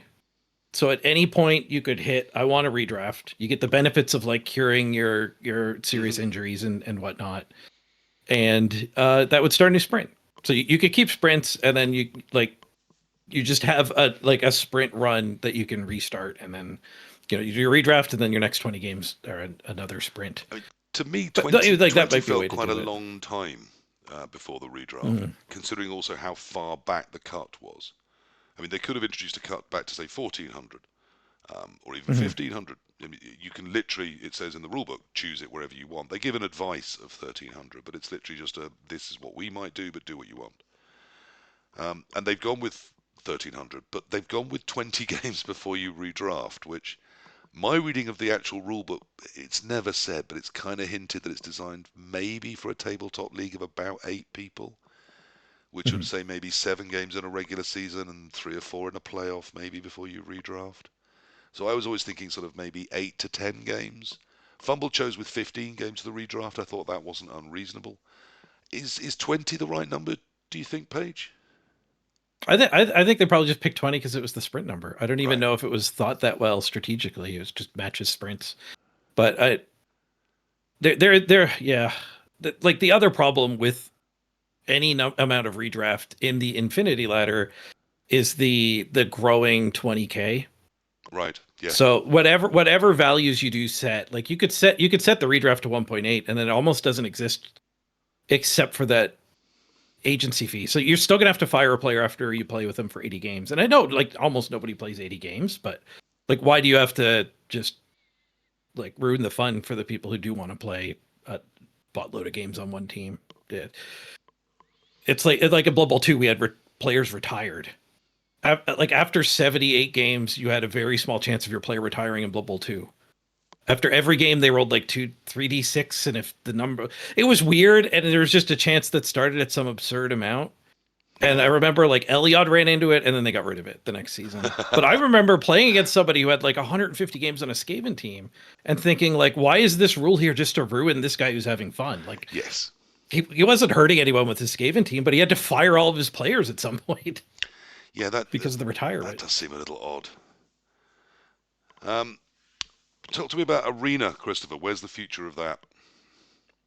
Well, sounds like it doesn't need saving. Sounds like it's a coming thing. Yeah, well, hopefully it's the newest. It's a new thing that didn't exist before, but hopefully they could make the rules like check that you're not too low as well, so you won't get allowed to play if you didn't use all your skills and stuff, or at least make it easier to know that that's what you're trying to build to, depending on which team you had. Yep. Like making a separate builder for Arena might be too much work, but it would be really good for the format. So that's basically the main thing, is like getting everyone in so they don't play with a 1 million team value team. Maybe have pre-bull teams, just like this is what it will look like. So they just click it and they get, as we said, David's version of it. And the main thing I would like them to add is actual like more variety, more options, like stacks and stuff, like having more options than just checking for one skill as we currently have. And I know they are trying to get this in because there will be a world championship soon, which is always NAF style. And I think it would be kind of fun if the next season would have the World Championship rule set for everyone to play in. Oh, yeah. But that means if they want to go with something more advanced, like you could have stacks, because some teams, like a human blitzer with Mighty Blow Tackle, helps humans a lot, for example. Currently, humans is basically the worst team in Arena. Well, bar goblins, I guess. I was going to say Corn's there. Careful. Corn's easy. I won 7 easily, like super easy. Corn is a sure thing. So no, like I think those are the two things. Like a better, some kind of like how the game checks if the team is valid or not just checking the maximum team value, but also the lowest, and more advanced rules. But like it's also, we want to keep it easy so everyone can do it, which means if it's slightly more tricky, there's also a better validation system for it. Interesting. And League, Luminous, what do you want for your love? Sure. So League, as your poll suggested, is actually in a very good place in terms of relative to other things. Honestly, we have everything we need to be able to run leagues well, for the most part. Most of it comes down to quality of life. So there's some quirks with the admin tools that you generally just have to learn. So a good example is when you admin a game. So like let's say a game is unplayed. This is like this people can't schedule it. You have to move the league along, blah blah blah blah blah. When you admin it, you set the result and then you have to manually specify like the SPP and then it doesn't get recorded in the team history, so you have to track it separately. There's a bunch of like these small little weird things that would be nice to be able to if it was actually integrated into the game and you could actually see it. So a lot of times people get confused and whatever. And the other thing I think is that leagues are actually, in terms of like seeing them in game, they are very hidden. Yeah. I don't know, like I don't know how a new player would even know they exist unless they saw somebody talking about it on some forum or Discord or whatever. So there really isn't a pipeline to get new players in. And that's been one of the problems with Rebel, and I'm sure with a bunch of other leagues. It's very hard to get new blood because it's very hard to find them, reach out to them. Yeah. And whilst so that Reddit would be my does still point. exist, of course, as I said, it's in it's in a dusty outback of the internet nowadays. I do worry particularly the Discord world. I mean, if you're on a laptop or a PC, I do think a lot of people that do commit to online look out and see, is there a Discord? Is there a world for that? But what about the ones that don't? What about the people on PlayStation? There are some people that play on Xbox now. Obviously, we feel very sorry for them in a lot of ways, but do they have communities? Can they get on a Discord? How do you run a Discord on an Xbox? So how would they find these communities? I don't know, and it certainly could be more visible in game. Particularly as Rebel does have help for new players. There was something that went by in the chat. I didn't want to. It wasn't the right time to mention it, but I want to come back to it. First time chat from someone called Hillsby. Welcome to the show. Welcome to the stream. I avoided online in Blood Bowl 3 for so long before playing it because I was afraid of people realizing I was a newbie and just hazing the fuck out of me. It's all right. You can swear on my show. I don't give a damn. I think there's a good point there, and there has been a traditional barrier. So one of the things I would always say to people like that is have a look at Rebel and some of the other bigger leagues, because firstly they'll have a method of onboarding you. Secondly, you'll find a community that won't do those sorts of things to you. And thirdly, you may get some mentoring, you may get some help, you may get some advice, which, despite the 145 Club on Fumble, which I've talked up on this podcast so many times, being great at helping new players, some people want it in Blood Bowl 3. They want it in the format they're used to, and League is where you will principally find that. Outside of that, you can always go on a Twitch stream. If you're on Mr. Page's stream and you ask for advice about a team, I've heard him every single time give it in a good heart, good kind spirit. He's never going to take the piss. It's just not in his interest or his community's interest. You might get a gentle bit of ribbing from one or two in the community, but it'll be gentle and they won't mean it, and then they'll offer you helpful advice almost always. Blood Bowl's really kind of cool at that. But there is a huge barrier to coming online, isn't there? And I think League is a huge way to that. I do think League could be a lot more visible. There could be a lot better signposted routes in, particularly ones that have been sort of audited. That Cyanide said this is a big enough, structured enough league that we're going to give it spots in the World Cup. Great. Well, why not also then guide your players towards it and say here's a great league you could join, and here's its ethos, or here's where it's based, or here's what it's really good for. Whatever. With Arena is that no one's gonna. I mean, new players there. It doesn't matter, does it? If you concede 3 turns in, no one cares in Arena. So that's again, there's just no way to sort of grief new players there, is there? Well, no, really, because like that's one of the good things about Arena, because it respects everyone's time, right? If you like down 4 players by turn 3 and you felt like this just went horrible, just concede. It counts as a loss. Worst case scenario, unready to the team, register it again. You don't even have to build it again, right? Yeah. So it's really efficient that way. Yeah, I don't think the Um, concessions are in the right place in ladder yet either. I know there's a lot of punishment and timing outs for doing it, and I don't want people to be incentivized to seek making their opponents concede. I'm not sure that's a great place to be. But the number of times people have spike conceded when a game is already over and they've decided they'll play it to the end, but then they concede, 3 seconds before you score on a piece that you'd really like to score on. And you just think that there's an element there of them being allowed to be slightly unpleasant towards someone they've just played. And I get why they're salty, they're unhappy, but I get nothing. I don't get to decide where an MVP goes, which you do in the real world, to sort of balance the fact that they've conceded stopping me, scoring or getting a couple more SPP in other ways before the end of the game. Do you agree, Mr. Page, that perhaps concessions aren't in quite the right place? Yeah, I think the concession issue might be even worse than the redraft for like my personal enjoyment of the game. Right. And I think like that if you fix the concession problem and like every game of Blood Bowl just finished, you wouldn't even need a way to like suppress the powerful teams. Because like in Blood Bowl 2, when a Nurgle team fought a Chaos team, like there were going to be two dead players. And sometimes it'd be on both on the Chaos team, and sometimes it'd be spread out. But like these Titans would clash, and they would get worse. But what we see in Blood Bowl 3 is the apothecary gets used, and that player concedes. So, like at the low end of the ladder, concessions are robbing you of your SPP because, like, they do tend to concede a lot right before you score. Mm. But at the high end of the ladder, they're doing the opposite. They're putting too much SPP into the game through the not dying. Like the attrition isn't where it's supposed to be in Blood Bowl. So like if you play a team, people are afraid of like a 100-game team, but a 100-game team is worse than an 80-game team. It's going to be full of concussions and armor busts, and like it's just there's a certain power level where you kind of like equalize to. Because if you're going to lose a player every 6 games and you're gaining 10 SPP a game, as soon as your players have 60 SPP into them, you've hit the equilibrium point mathematically. Obviously, it's going to vary a lot, and that's where a lot of the fun comes in, because there like you could be like, wow, last season I got 3 level 7s. I wonder if I can get 4 this season before they start dying off. Like, but we need to fix the concession problem so that people who don't care about their record can't just keep conceding as soon as the apothecary and get up to that insanely strong orc team or chaos team.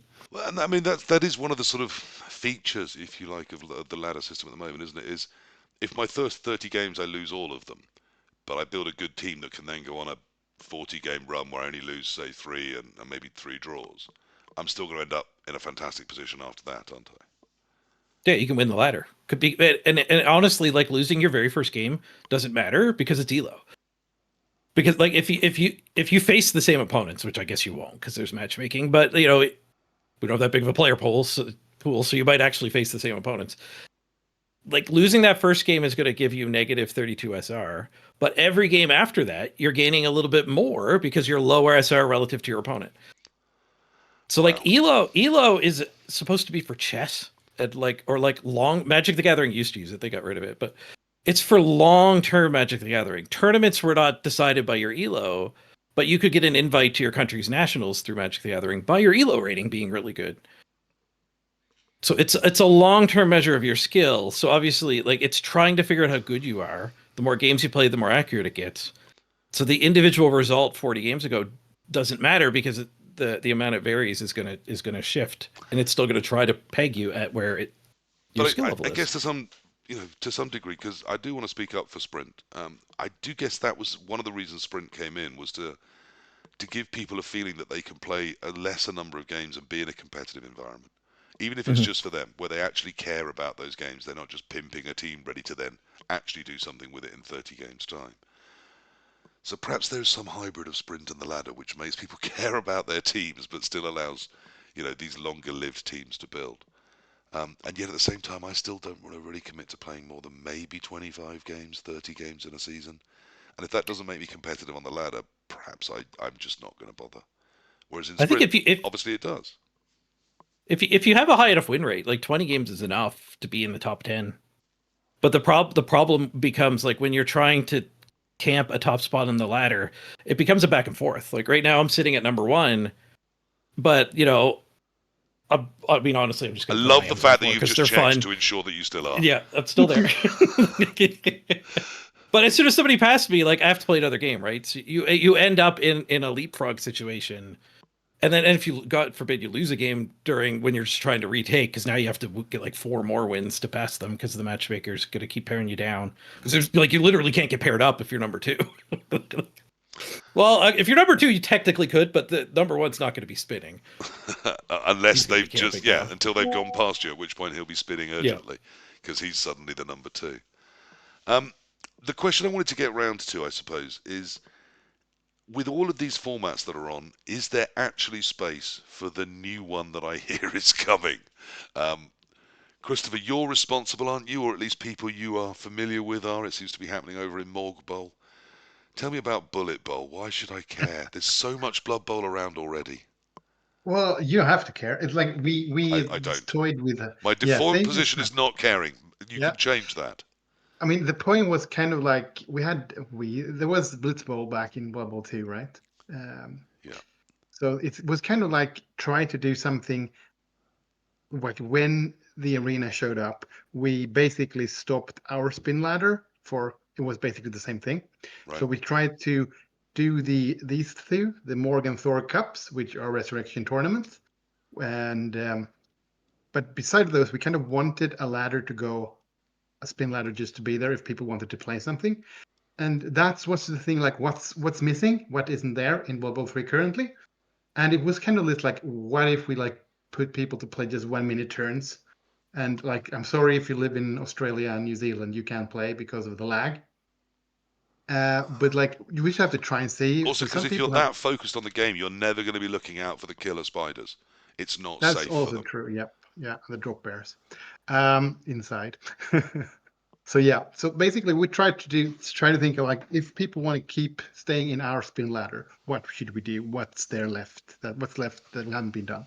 So like trying to play 1 minute games because like some people farm the AI for quests and stuff, right? Like do 6 passes, run 250 yards, would do 25 dodges and whatever it is. So like you just queued up a Wood Elf game, 1 minute turns versus fresh Black Orcs in against the computer, right? So trying to do that, but against someone else, it's really tricky to play 1 minute turns. You never get to do everything you can do. So we just wanted to see if people were interested, and we've had a few games being played there. I mean, the difference It's with not, Blitz Pit, of course. I mean, I played some Blitz Pit. I found it fun. I found it quite stressful, whereas I normally don't find Blood Bowl very stressful. And the stressfulness was the timer.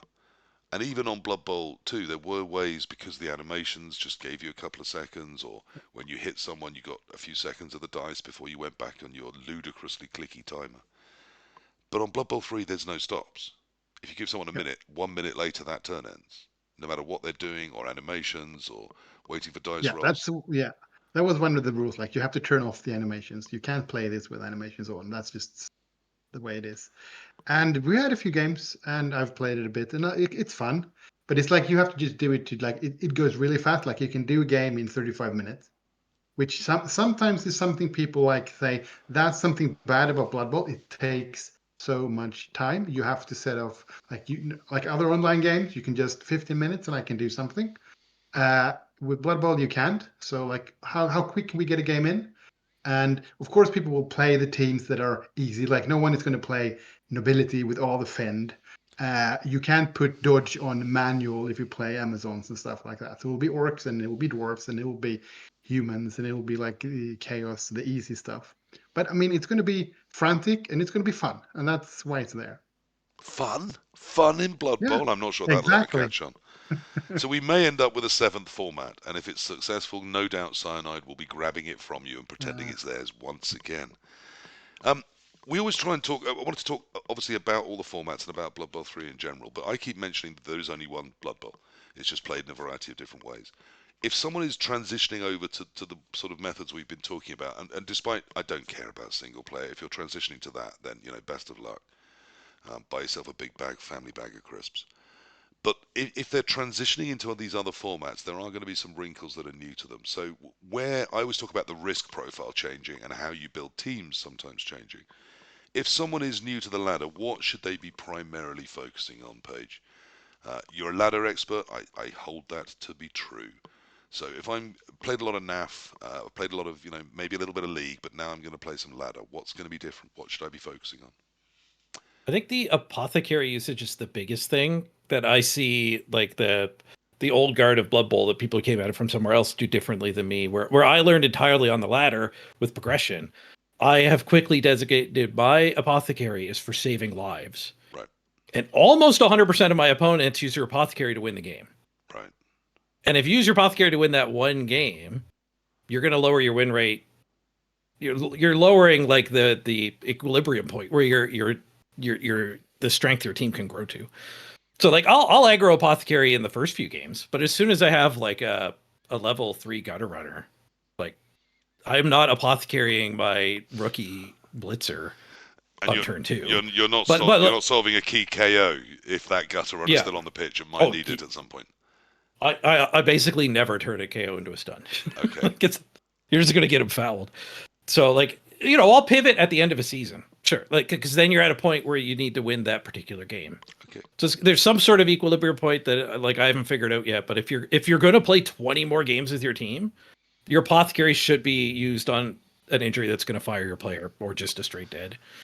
And this is one of my common problems, of course, when I'm trying to weave together all these disparate threads of Blood Bowl, is I massively oversimplify. Of course, even within a ladder, the risk profile changes within the course of that ladder run, doesn't it? Mm-hmm. You know, what makes sense in the first 5 games doesn't make sense when you're coming towards, you know, game 30 or 60 or as you're ending a sprint or whatever. There is nuance within even the risk profile there, of course. But particularly you think the power Apo, as it's known, bringing that NAF approach of I'm only using it where it works, so on badly hurts or KOs, and if it's maybe the one player that can really get it done, I'll risk it, because Apos are just terrible, aren't they? They don't save the dead very often, but often enough that if it's your key ladder player, it's worth that risk, is it? That's the number one argument I hear about on streams is people are like, well, the apothecary always fails anyways. And it's like, no, mathematically he works half the time. Like, it's not great, but it's better than nothing. So you could use your apothecary to like have a 10% higher chance to win the current game, or you could use your apothecary to make your team 10% better. So like that's just something that you do not encounter as an AF player. Like you have no mental exercise. Like even I'm kind of like, how many more games do I have to think I have to be playing? How many skills do I need on my team before it pivots into I want to use it just to save lives instead of winning? Like these are things that a NAF player would have absolutely no intuition for yet. So that's a boost I could give to you when you join, is that you need to at some point pivot and be like, you just have to let the badly hurts kind of happen and let that game go away. Or you concede, because they haven't fixed concedes yet. Yes, although please don't concede, because it's terrible for the human that you have contracted or at least stated you wish to play a game with. It ruins their day a little bit, and that shouldn't be something you celebrate. Really, get over yourself. It's a game. If it hasn't gone well for you, I'm sorry. You know, call me up. I'll be sympathetic. Don't try and take it out on your opponent. They didn't do it, really. It was the game. It was the dice. And it was your poor decisions. The worst would be they foul you and then they concede. Well, Which yeah. I mean, I look, I do get it. We've all been salty, but really, we should all try and overcome it as well. It's not great behaviour, and I think we all in our core know that.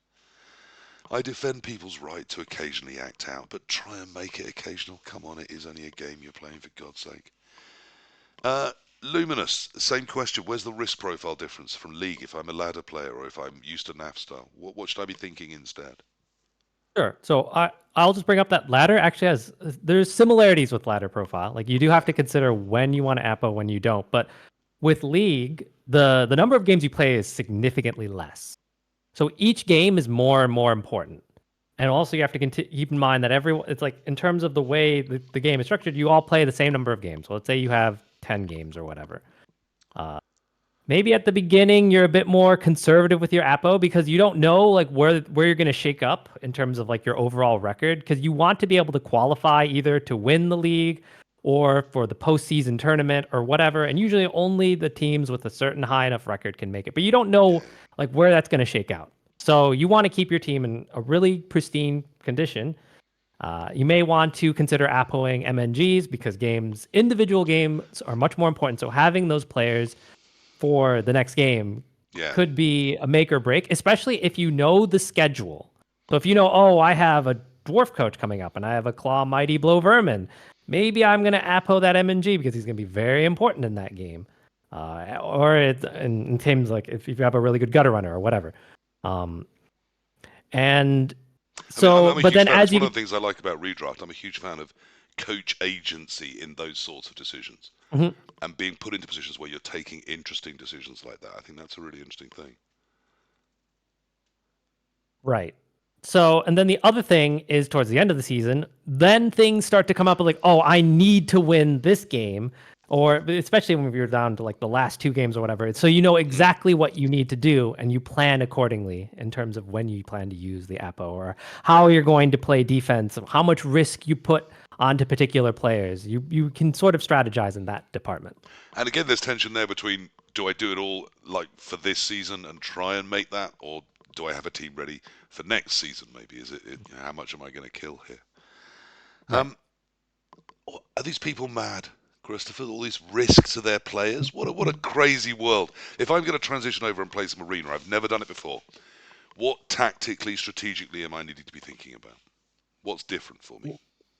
Well, the thing is, like, Arena is like Blood Bowl on the pitch in its purest form.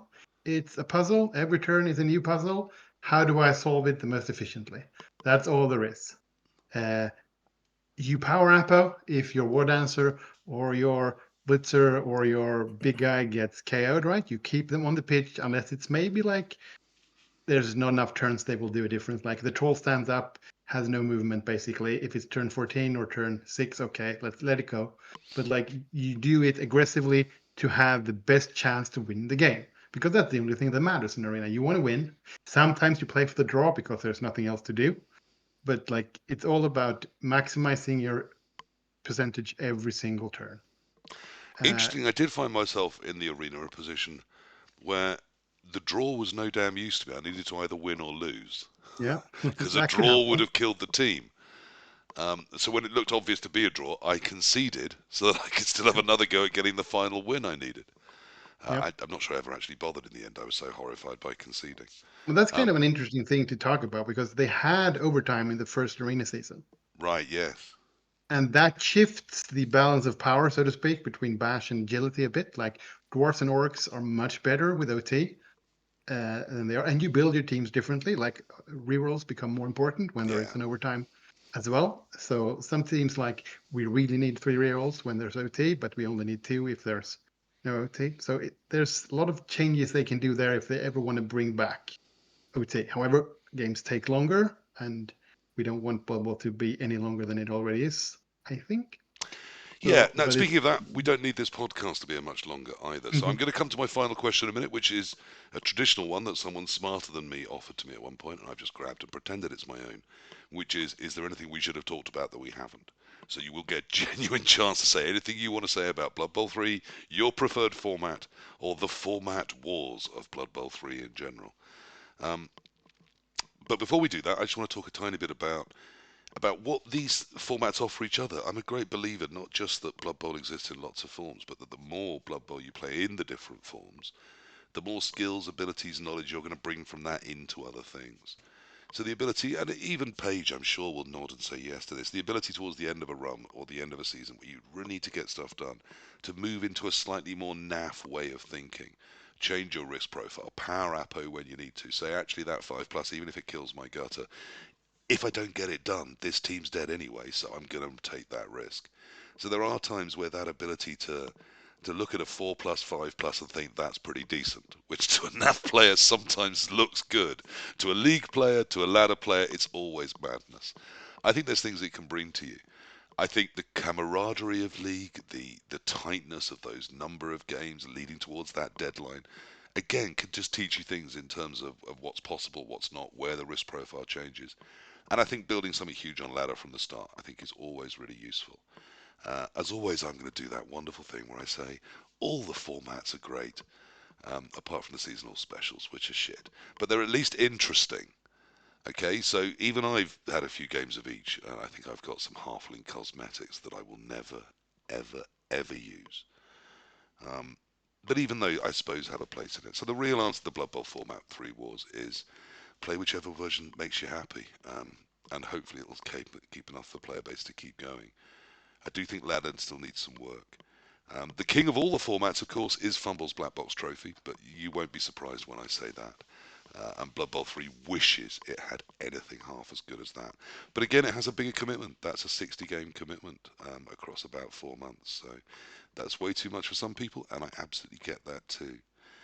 I think Blood Bowl 3 is in a fairly reasonable place. I think the format wars are real. I think they're competing for a player base that is limited, and it'd be great if more Blood Bowl players just found out that Blood Bowl 3 isn't the terrible game it used to be. And that there's some good fun to be had in almost any kind of Blood Bowl you want to play. Unless you want to throw 2,400 huge teams against each other with, 5 skill, claw, mighty blow, pile on players. That's not available. and maybe it should be, but maybe that would also split the player base more. I don't know. I'm going to hand over to each of you. Is there anything you want to say as we wrap up, your message to the Blood Bowl world, or any final thoughts in this subject we've been chatting about tonight? Let's start with Christopher. Play Glorious Arena. It's the best format. Basically, I really hope they keep. I really hope they fix ladder. I really hope ladder becomes kind of the way it was before in Blood Bowl 2. Like you have progression at playoffs, and you have arena for the net style. So you have very different type because then it will appeal to more players. I think sprint is holding ladder back. I think they don't need sprint anymore. There's nothing wrong with it, but if it messes with the ladder matchmaking, I don't think it's worth it. I'd be Players who interested to really know, play. had Sprint and Arena been a bit further apart, I'd have been interested to know how the numbers had changed in terms of who's playing what when Arena came on. I mean, I think. But they sort of arrived I at the lost same me. time. Sorry, I interrupted. Yeah. No worries. It's your show. I think. In many ways, it's Blood Bowl's show. Yeah. um, because the players who wants to play to win, like that's the way. Like winning is the thing that's driving you. The puzzle solving. They are the ones who like sprints, right? Because it's all about winning as many of those 20 games as possible. That's fine in arena. It's the same thing. It's just 10 games less, right? You can after 10 games, an arena run has to be over. I think that's the way to go, and I think they should keep the seasonal events. Maybe make them not so big, not put as much effort into them as they've been doing. Yeah, I'd have to say the season I found 16 teams available in front of me, I thought, that's a lot. You expect me to go through each one and pick which one I want to play? And then I saw one of them was Dark Elves, and I thought, oh, I'll just click that one then. Yeah. That seems simple. I sort of know With what I'm doing. No double matter how multi-block badly they've assassins. built the Dark Elves, I should have some clue what's going on, I Dab. suppose. But that's one of the best teams. You have 2 multi-block assassins. It's amazing. Yeah, whoever built that, wow. But I mean, at least, like I said, I knew what I was PV. doing or not able to do with them. I can't make multi-block and stab work at the same time in the client, and I'm sure it's easy, and I just can't make it work because I'm old and technology They frightened. switched it up how you do it, so Oh, good. it's really So even if I tricky. had worked it out, I now wouldn't know again. Yeah, exactly. Brilliant. Because before you did it on the guy, now you do it on the you do multi-block on the guy, then you do target number 1, and then you do it on target number 2, and you have to click and hold to get the wheel up. It's really tricky. I might have to. I'm sure someone's done a video. I might have to look at that because that sounds like something. I'll just never ever do it again. Then that's the simplest answer.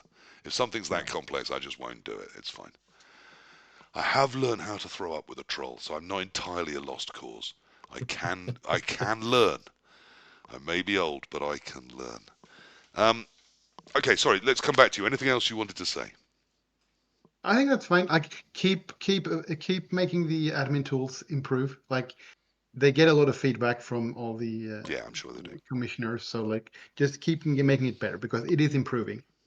I mean, I think Um, lovely. I don't play a lot of League. I dip my toe in, but I do. I've said all the time on every version of this show. I think it's the lifeblood, the true heart of the Blood Bowl playing community. And I think long live League.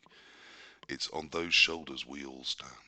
I know loads of players that came from League and then ended up, on tabletop or in the ladder or doing whatever else. Luminous Light, your final thoughts? Anything you want to say? Anything you feel we haven't covered? No, I mean, I think ladder's still great. I think it's a decent introduction to the game, at least for a small number of games, which is generally where most new players or casual players are just going to play online. So I feel Yeah. like you're not going to hit redraft. You're generally going to be stuck in bronze and playing against people, low TV teams. Honestly, I think that's where ladder is in a pretty good place right Yeah. now. It's just once you start getting into 20 games and above 20 games, above platinum, is where a lot of it starts to fray, and hopefully they do fix that. I mean, Having experience with I it. absolutely agree. I do think it's not a bad onboarding process that when you start in bronze, you're normally not going to be playing me. Unless, as you said, I've taken 3 months off, in which case probably I might be able to start a team down there. That doesn't sound ideal. That does need some sorting. There should be at least some legacy recognition that I'm better than having to start in bronze. Um, I would say that in Bronze there does tend to be quite a lot of concessions still, from what I hear from people that do play in there. A lot of people that if it doesn't go well in the first game, first turn or two, they're going to go, I'll just go back to playing single player, presumably, or whatever. So do be aware of that, but that's the nature of the kiddies pool, as Paige calls it. I think that's fair. And once you climb out of that, even into silver, you'll find that massively slows down, because even by there, people have, they've committed, they want to try and play the game, so mostly they will tend to play it out. There's still too much conceding. We had, I swore I never would, but I am going to mention we had a quite interesting point from Elkmeme, which I just wanted to see if I can get back on. Where was that? Oh, the chat's been moving very fast tonight. We've had Elkmeme in, we've had Jimmy in, so when you get those two people and a few others, lots and lots of chats been going through. But basically, Elkmeme put forward his way to solve everything in terms of concessions, but it may have just zipped too fast through. I think I've lost it. That may just be true of me in general. But it did seem that it unfortunately helped me. You're right. What you need is for everyone to be able to play an online game as long as they're enjoying themselves, and that if they're not enjoying themselves, they should be able to stop. At the same time, if you're conceding, you shouldn't really be penalised for that, because you've paid for that game. You're trying to play a game. But if you're playing a game against that person, you should be rewarded still as if that game had been played, but not rewarded for making them concede. Now, we can all say wonderful, empty things like that, and it's true, I'll sign that piece of paper, that all sounds brilliant. But that does come over a little bit like those American political parties that say, we're going to be built on respect and values and being nice to each other. It's easy stuff to agree to. How do you do it? How do you put that in place so that all of these competing things get all that they want? And you don't create a toxic environment that encourages people to go farming concessions. So yes, it can be tough, but there's definitely ways forward. Mr. Page, a veteran of the show, I thought we would come to you last. What are your final thoughts, my friend? Well, fittingly, I was planning to talk about concessions. I mentioned it, but I didn't mention my preferred solution. And my preferred solution for concessions, it does allow you to just walk away when you don't want to play, which is a valuable thing to have. I don't think it's necessary to have, because if you look at League of Legends, you balloon from 2 players to 10 players.